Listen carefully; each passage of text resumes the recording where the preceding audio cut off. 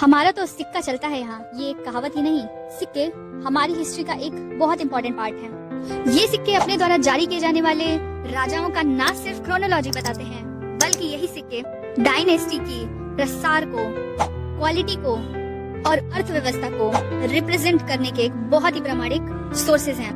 प्राचीन भारतीय राजाओं ने अलग अलग तरह के सिक्कों का प्रचलन कर भारत में सबसे प्राचीन काल में सिक्कों का जो जिक्र मिलता है वो पाया गया है वेदों में। वेदों में सिक्कों को निष्का बोला जाता है। इसके अलावा कृष्णलाल जैसे शब्द भी सिक्कों के लिए इस्तेमाल किए गए। सबसे पुराने सिक्कों का प्रमाण भारत में पंचमार्क कॉइन के रूप में पाया जाता है। ये सिक्के काफी सिंपल होते थे और प्राचीन काल में ट्रेड के काम आते।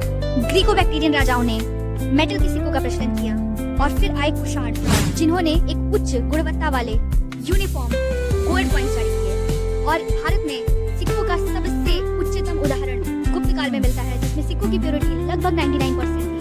स्कंदगुप्त, समुद्रगुप्त, इन लोगों ने क्वालिटी के सिक्के दिखाए जो उस समय गुप्तकालीन राज्य व्यवस्था के मजबूत अर्थव्यवस्था की तरफ इंगित करते हैं। किसी भी सिक्के की प्योरिटी को देखकर हम ये अंदाजा लगा सकते हैं कि अर्थव्यवस्था काफी स्ट्रांग रही होगी। किसी क्षेत्र में किसी राजा के सिक्कों का पाए जाना ये साबित करता है कि उस क्षेत्र में उस राजा का इन्फ्लुएंस रहा हो।